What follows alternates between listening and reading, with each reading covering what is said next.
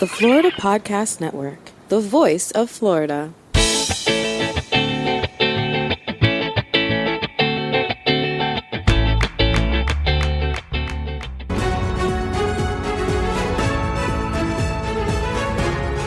This is Florida Man News, the worst headlines from the Sunshine State on the Florida Podcast Network.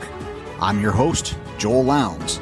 Coming up in this episode, Florida man finds a fishy floater, Florida women spike some salad stoning celebrators, Florida man took tons of tickets and came back for cash, and Florida man planted plantains in a problem pothole. Plus, Florida man trivia and much, much more.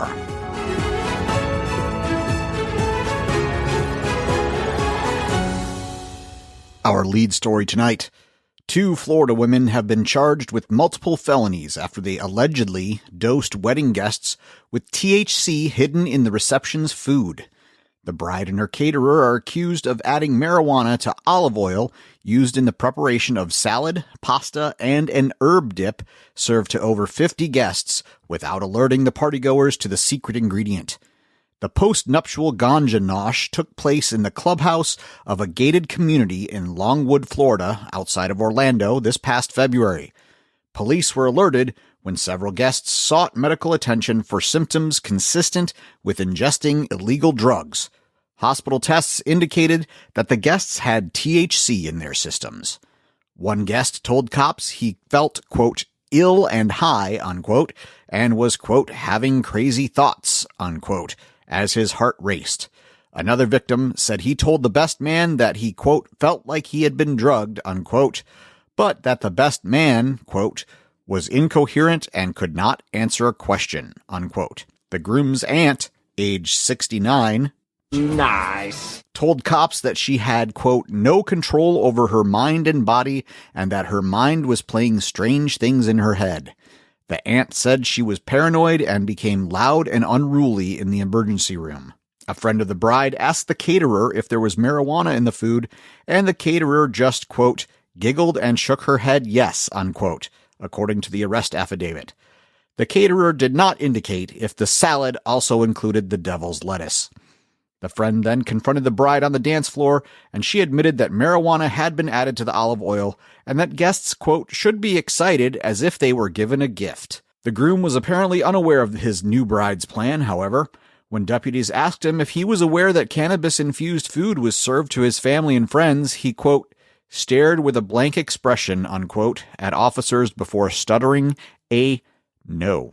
The bride and caterer were charged with 2 felonies and a misdemeanor for negligence, tampering, and drugs.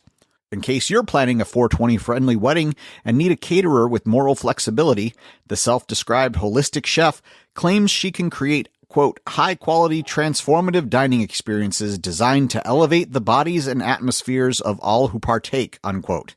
Plan for a long engagement, however. She is probably going to be booked for the next 8 to 10 years, but may be able to squeeze you in with a little luck and good behavior.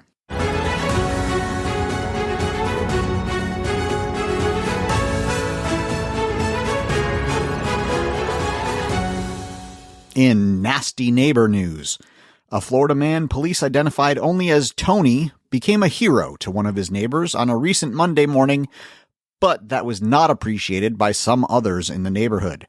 Palm Beach landscaper Tony was walking to work when he noticed a man having a seizure while driving. Tony leapt into action, trying to stop the man's car and getting his foot run over in the process.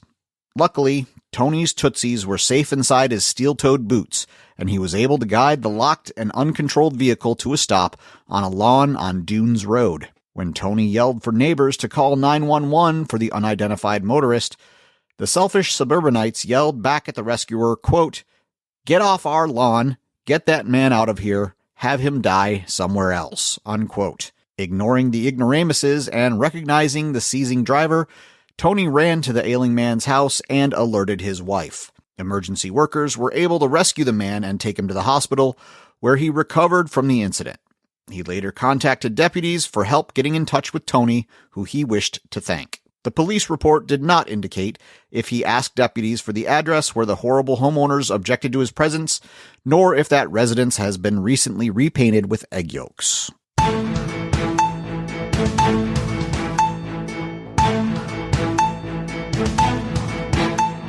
In Toking the Bait news, a Florida man was fishing in the Florida Keys when he hauled in an unexpected catch, an 8-pound bale of marijuana.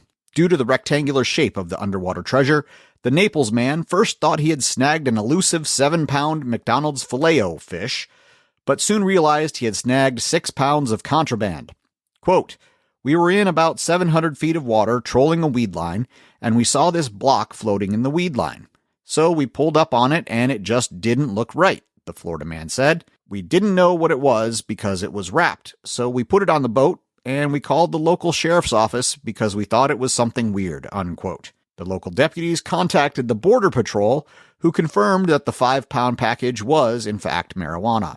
The Border Patrol did not comment or release a report on the 4-pound bundle of bong fuel, as there was no indication if Jimmy Buffett was sailing in the area, or if the 3 pounds of reefer later turned up at an Orlando wedding reception. The Florida man and his fishing companions may have never found 2 pounds of cannabis in Florida waters before, but previous stories show that this is not as uncommon as you may think.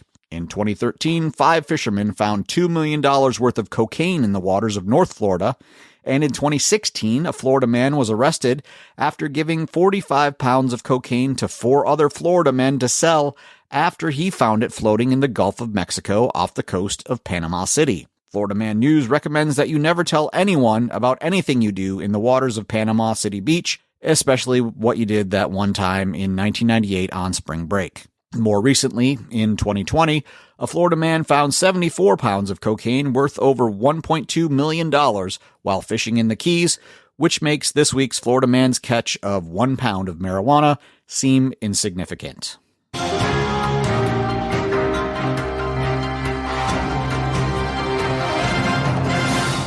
And now it's time for our bi-weekly Florida Man trivia question.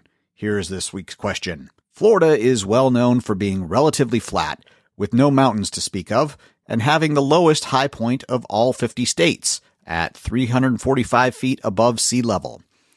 How many other states have a lowest point that is higher than Florida's 345 feet in elevation? A, 2, B, 10, C, 16, or D, 21 other states? I'll have the answer after this message from our sponsors. Flintstone Media has been the digital messaging bedrock of several brands and businesses, serving as a highly resourceful podcast production house and consultancy firm for over 6 years. Visit flintstonemedia.com for podcast samples. From show development and setup through recording and distribution, work with a leader in the industry and add a new podcast to your brand's content offerings. That's flintstonemedia.com. And now, the answer to the Florida Man trivia question. Once again, that question was, Florida is well known for being relatively flat with no mountains to speak of, and having the lowest high point of all 50 states, of 345 feet above sea level. How many other states have a lowest point that is higher than 345 feet in elevation? A, 2, B, 10, C, 16, or D, 21? Here's the answer. 21 other states have the exact same lowest point as Florida, which is sea level. However, 16 landlocked states have a lowest point higher than Florida's highest. Those states are Colorado, Idaho, Iowa, Kansas, Michigan, Minnesota, Montana, Nebraska, Nevada, New Mexico, North Dakota, South Dakota, Ohio, Utah, Wisconsin, and Wyoming. If you'd like to sponsor Florida Man Trivia, go to floridapodcastnetwork.com/contact and send us a message today.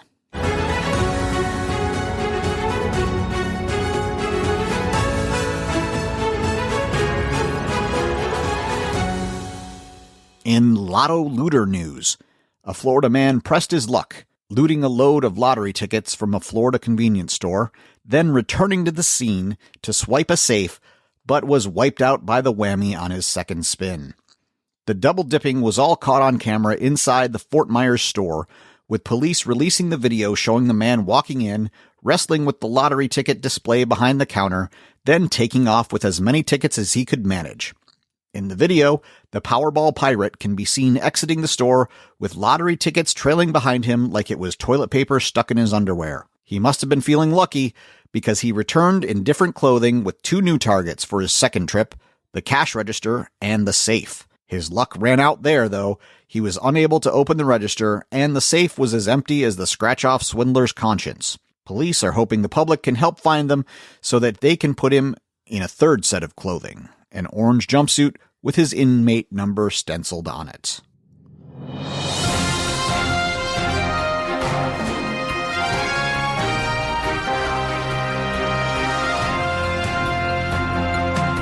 In Tasered Twerker news, when police stop your vehicle, the best course of action for the driver is to follow the directions of the officer. Stay in your vehicle until told to get out by the officer. When inside your vehicle, keep your hands on the steering wheel until the officer approaches and asks you for your license and registration. Tell the officer what you are about to do before you do it so as not to startle the officer. While this may not prevent every interaction with police from going south, it certainly would have helped one Florida man if he had heeded our advice. When Citrus County deputies pulled over this Florida man for using the median and left turn lane to pass other vehicles in the rain, he immediately exited his car and refused to get back in when officers ordered him to do so. He then removed a knife from his waistband and threw it into the grass on the side of the road. At this point in the story, we have video evidence of what transpired next, so be sure to check the episode notes for the link to the Dashcam video from a bystander. In the video, you can see the Florida man return to the rear of his vehicle and begin to dance and taunt the deputy. Quote, "What are you scared of? I got knives, you got a gun," unquote, the man said to the deputy as he thrust his pelvis towards the officer. He then turned around and twerked with his backside pointed at the deputy as cars passed between the thankfully fully dressed man and the videographer. Next, he crouched over and crept toward the deputy like a gorilla. He then backed off and resumed twerking aggressively towards the officer. At that point, another deputy arrived on scene, and the Florida man, seeing that he was outnumbered, started to cross 2 lanes of traffic toward the sidewalk, but midway through the second lane, he dropped to his knees, appearing to be ready to submit. However, this Florida man changed his mind again and stood back up as the 2 officers approached, and he again headed toward the sidewalk. But the deputies had had enough of the Florida man's antics and shot him with a taser before he made it to the bicycle lane. The man struggled briefly, but the officers were able to get him restrained with his arms behind his back and his face in the rainwater running off the road. According to arrest records, the Florida man was charged with reckless driving, resisting an officer without violence, and failure to stop or fleeing a law enforcement officer after an ordered stop. He was held on a $3,500 bond and received 4 red X's from the America's Got Talent judges.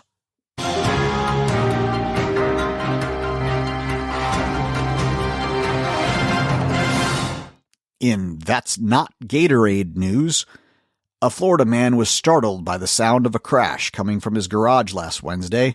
When he opened the door from inside his home to the garage, he discovered the cause of the disturbance, an 8-foot-long alligator. After screaming until his lungs gave out, the Florida man told his wife about the reptilian intruder, and as most wives do, she refused to believe him. Quote, "I said, come on, what are you talking? Give me a break, you're pulling a fast one," unquote, said the Florida woman. But her husband was vindicated when she saw the unwelcome crocodilian. So the couple called a local alligator trapper, because that is a completely normal and profitable profession here in the Sunshine State. After the trapper arrived and removed the gator, the couple were left with a mess to clean up because the alligator had been lured into the garage by supplies they had recently purchased for the Florida woman's upcoming birthday party.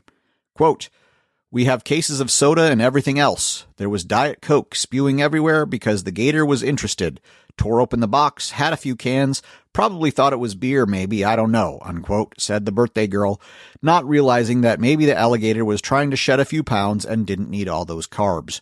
She also found a way to blame her husband for the entire incident, indicating that he left the garage door open while he walked their dog and didn't notice that the gator was already in the garage when he closed the door. As for the fate of the gator, it was safely relocated and not turned into a pair of boots or a handbag.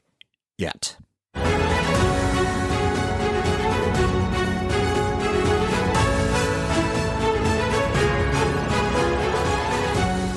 It's almost time for our final story, but first, Florida Man News is a production of the Florida Podcast Network. You can find the show in your favorite podcast app or at floridapodcastnetwork.com, on Instagram and Twitter at FLPodcastNet, and you can find me at Joel from Florida. That's at Joel from FL. You can join our Florida Podcast Network Facebook group. Just search for FPN Insiders to get more info on Florida Man News and all of our other shows, like the Florida Beer Podcast, who just released their 100th episode. Congratulations, Dave. Our executive producer is Jemmy Legagneur. Florida Man News is provided for entertainment purposes only. Any similarity to actual persons, living or dead, or actual events is purely coincidental. No warranty or professional relationship is implied, and no refunds will be granted. Views expressed on this program are solely the opinions of the individuals who express them and do not imply an endorsement by our sponsors, spouses, families, employers, ourselves, or the Florida Board of Tourism.